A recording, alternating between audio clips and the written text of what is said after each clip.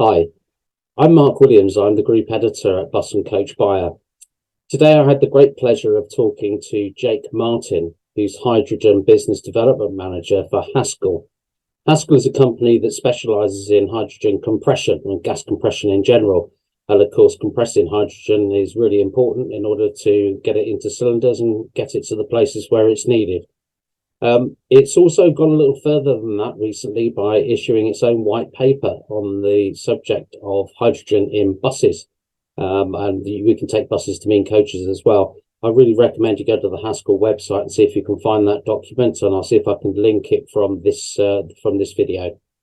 Anyway, over to Jake. I caught up with him this morning and asked him a few easy questions and hopefully a few tricky ones. It was very enlightening. Thank you very much.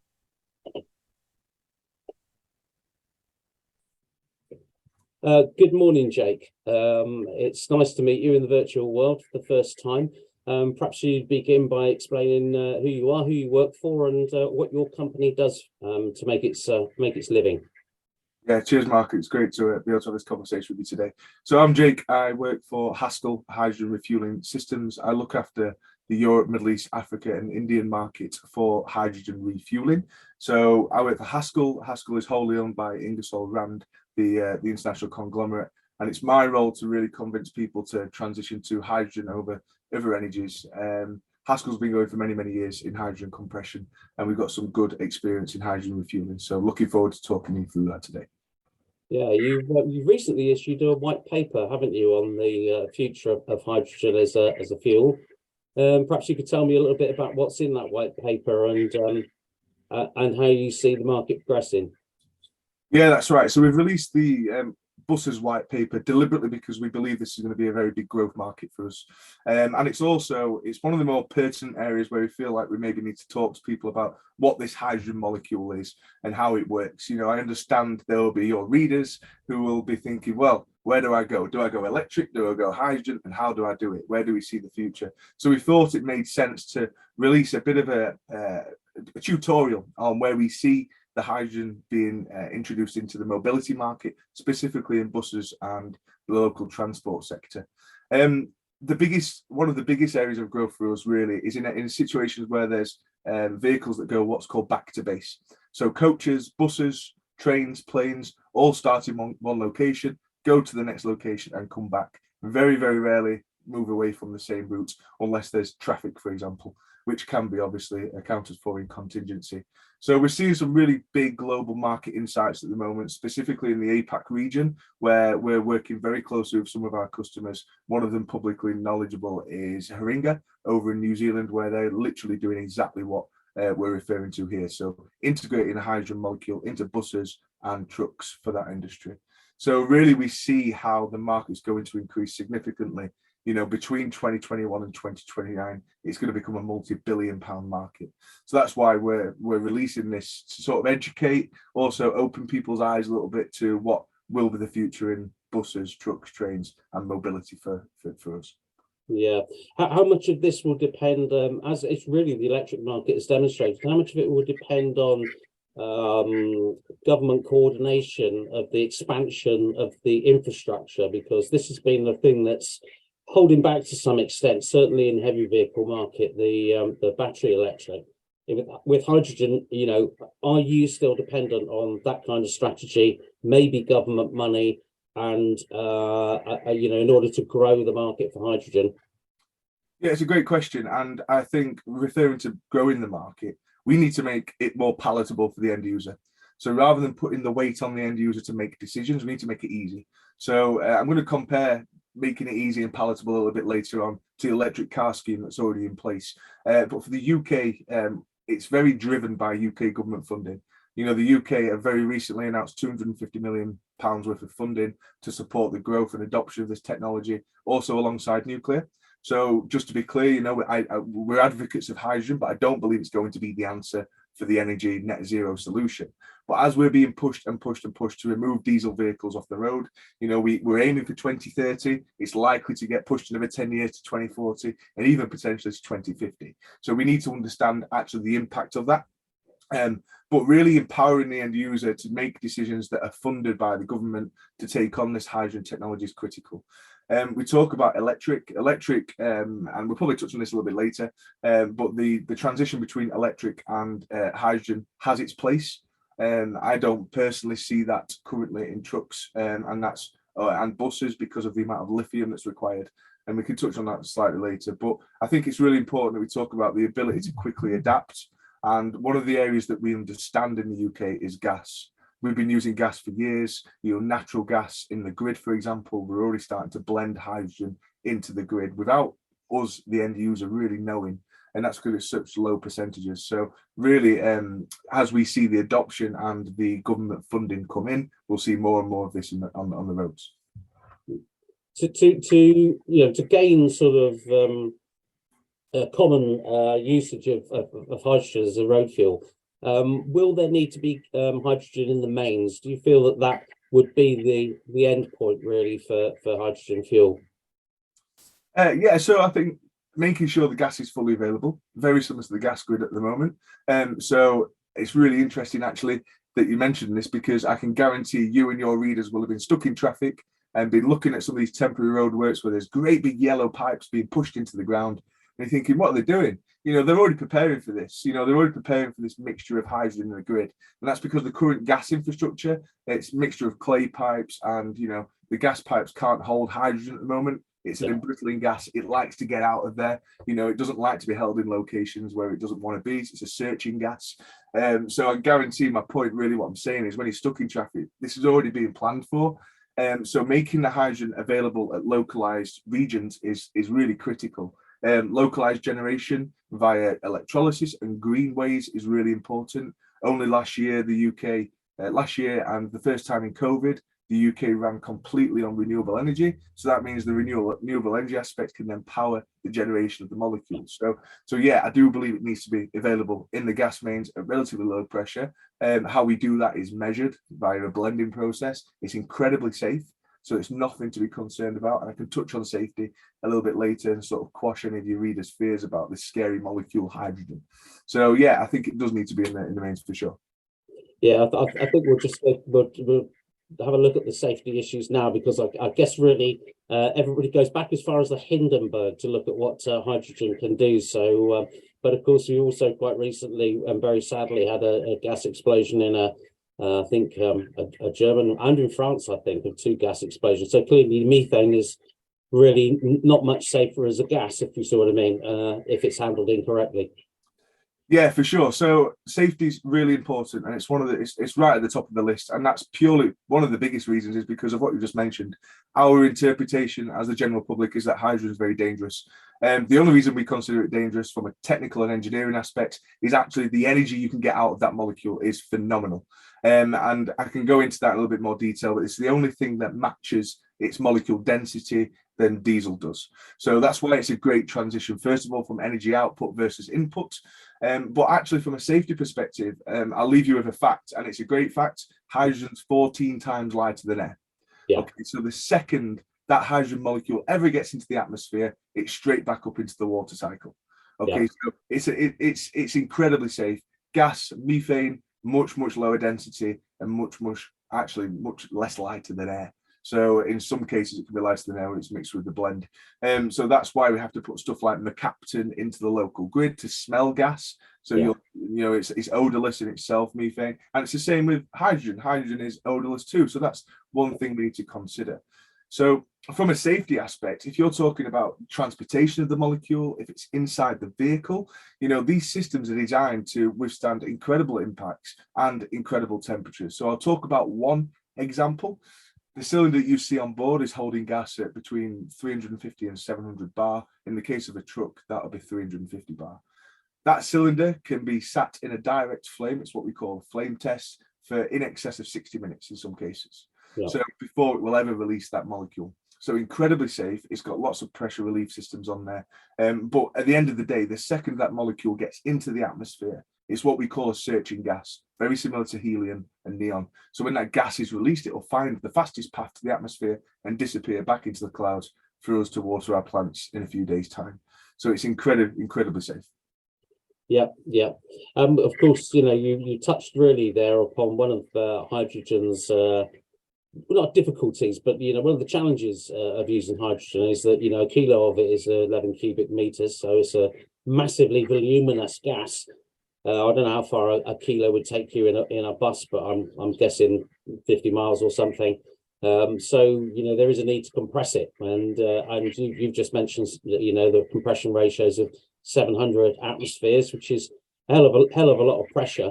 And that costs some energy, doesn't it, to get it into the compressed state.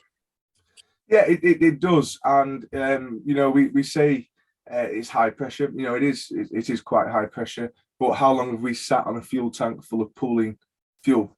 It's only the same level of risk. When you go to a hydrogen refueling station or to a petrol station, you'll see the person behind the counter will have to look. Yeah, it's safe. Then, if you wanted to, you could spray fuel everywhere. There's one step of safety. For hydrogen, there's 6 different steps, and before that gas even gets into your system, it's incredibly safe. So I know that probably moves away from your answer there, but you do have to compress the gas to get it into the vehicle. And the reason that we do that is because hydrogen is very dense, as you just referenced. It's quite a large cubic meters to fit to get the gas in. But we, in a very small cylinder, so roughly about 300 mil diameter by, let's say, half a meter long, you can hold 7 kilos of gas on a standard car. So the best bit about it is you shove 7 kilos in within the space of 2 to 3 minutes. Very, very, very similar fill times to petrol or diesel, and you get the same output in kilometers or miles. So a full tank of hydrogen in a car, 7 kilograms, will give you around 500 kilometers driving time. So it's the same. So this is why it's such an exciting molecule, because if you look at it from a truck perspective, if you're carrying, I don't know what the most recent coaches carry, but let's say they carry 300-400 liters of fuel. You can do the same with hydrogen on a much lighter scale. So weight is reduced because you're using a cylinder and it's gaseous. 7 kilo gets you 500 kilometers for a car, vice versa for trucks, trains, planes, coaches. Yeah, okay. So it doesn't mean it's because of course we all know gas vehicles, because the compressed natural gas has been used in buses more than once. And we're all kind of familiar with the appearance of a CNG bus, which has two or three enormous cylinders on the roof and a big roof bump to accommodate them. What does a hydrogen bus look like? So a hydrogen bus is very similar. In some cases, the tanks are held along the bottom to help with the ballast of the truck, of the bus, because in most cases, if there's electric involved, you use the electric batteries as ballast anyway, or the fuel, if it's liquidous, also acts as ballast. In this case, there isn't that much because the cylinder is actually very light and the gas is very, very light. So we have to be careful about where that goes. So very similar to a natural gas bus, you'll have cylinders on top. This is holding gas at about 350 bar in a carbon fiber cylinder, and that essentially all that does is feeds what's called a fuel cell. So without going into too much detail, we essentially get the hydrogen molecule, we then push it together via what's called a membrane inside the fuel cell, and then that creates energy. That energy then powers the wheels via electric motors. So what we're working with is what's called a fuel cell electric vehicle, and this is essentially electric vehicle without the batteries. So you're generating the power via getting the hydrogen molecule, mixing it with oxygen, which creates energy. You're pushing the two molecules together, the output being water on the tailpipe and power to your wheels. So that's generally how hydrogen buses work. In some cases, we have hybrids. So you'll see companies like Teva that are out there doing hybrid buses, hybrid trucks, where they'll have an element of battery on board, where the regeneration essentially charges the batteries, and then you have direct generation via the fuel cells. Yeah. I think most of our readers will be familiar with the principles of fuel cells now. But they're fairly sensitive, aren't they, to the purity of the gas that goes into them, I believe. Yeah, 100%. Just like the type of petrol you put in your car. We've recently gone from E5 to E10. With the petrol unleaded side, it's only the same with hydrogen. So we have a purity of 99.59s, which is industry standard. This is for the fuel cell grade hydrogen, and that's how the molecules created at the moment. So generation of the molecule can be done via electrolysis, which is very, very clean. Yeah. And the only output being water, and then very, very clean gas and very dry gas. So that's not a major concern when it comes to making sure the gas that gets in the system is correct. The only time gas would get in that was impure would be if there was a direct problem with the gas that was generated, and it should never physically get into the vehicle anyway, because there's 6 stages of cleanliness and filters before it gets in the system. Yeah. You would see, I mean, obviously the bus industry seems to be going pretty much for battery electric as a default, because the usual sort of 150 miles range that you can achieve with battery, and they, of course, buses don't need luggage space other than inside the saloon. They haven't got lockers underneath them, so as a consequence, the bus market seems to have adopted battery electric as their preferred technology at the moment. I'm not saying that won't change, and I'm sure there are longer routes which will be looking at hydrogen. But in the main, I think the market in passenger vehicles is for the coach market. Are you working with any of the suppliers of the fuel cell coach technologies to examine the way that would work with the coach market? Yeah, for sure. So I'm not at liberty to say who, unfortunately, but we are working directly with some of them via the end user, via the EPC, or directly. One big company I could talk about is the likes of Catino Bus, which are obviously a bus manufacturer, also looking at the coach aspect. But we work closely with the end user and how that functions. What we're seeing at the moment is, you hit the nail on the head there, Mark. For those very short durations where buses might only do less than 100 miles a day, electric can be part of the solution. But we have to think about, first of all, the environmental impact of that. Second generation of electricity, that's part of it. And then what happens at the end, and the amount of lithium that's expected to go into these vehicles is phenomenal. Only recently I'd seen the sort of battery that gets taken out the bottom of the Tesla. And if you've ever had the pleasure of seeing that, it's roughly, 2.5 meters long by 1 meter wide, by anything up to half a foot deep. And recycling of this lithium is actually very, very difficult. It's a rare earth metal, so we're only pushing the problem back. So you'll hear lots of activists talk about this, but it is a fact that lithium is a rare earth metal, and there isn't a great deal of it on the earth at the moment. So all we're doing is pushing the problem elsewhere. So right now, the mixture of hybrid to direct BEVs is starting to change slightly, starting to see the negative impact of Teslas coming back. And I'm mentioning Tesla because it's obviously the most relatable car that we'll know. But the amount of lithium that's required in the system is crazy. But then you look at the generation aspect. So actually, generation of electricity is phenomenal for these vehicles. The demand that you need to charge these vehicles is huge. So you're seeing lots of companies that are having to install substations at their localized bus depots. Yeah. So as much as, yes, out of the tailpipe, SOx and NOx are much lower. So in regions such as central London, where it's 2.5 times the legal limit of SOx and NOx, it's a requirement now. So that problem's pushed elsewhere from a generation perspective. But when we're seeing trucks and buses and coaches, really good longevity is going to be in the generation of hydrogen localized to fill these vehicles. Does that answer your question? Yeah, it does. There are a lot of proponents for a hydrogen world, as it were, for hydrogen to be the energy of choice for world, not just for vehicles either, for our gas mains and other use, because it has the unique quality of being quite easy to make out of some water. And I made a note the other day that there's apparently 1.3 terawatts of renewable energy that just gets posted into the ground because we've nowhere to put it. Yeah. When the wind's blowing at night, the windmills still turn, and we just end up binning huge amounts of energy. So storage, whether it's mass storage or storage in a vehicle as hydrogen, is going to be really important in the future, isn't it? Yeah, 100%. You make a really great point now. We're turning wind turbines off.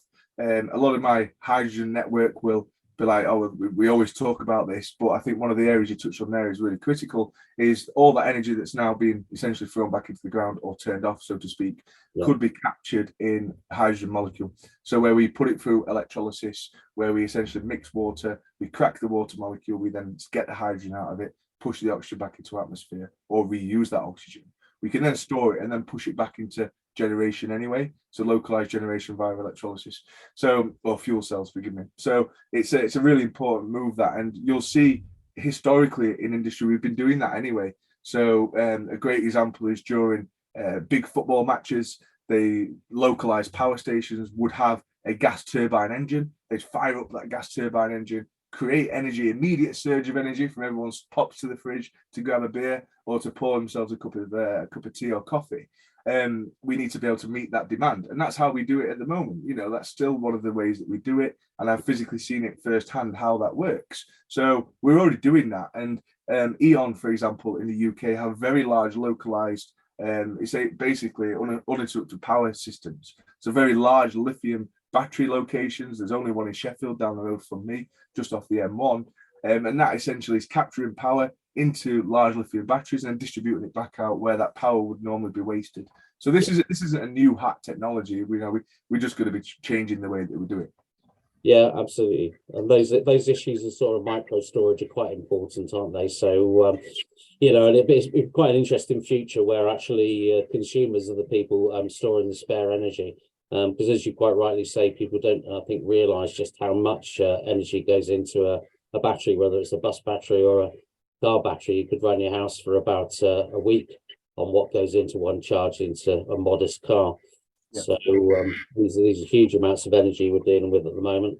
Yeah. Any of it wasted is shameful, really.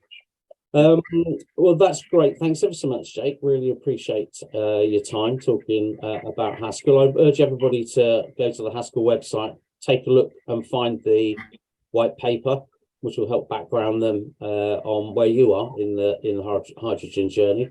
And it's really good to see so many hydrogen fuel cell projects taking hold in the public transport industry in particular.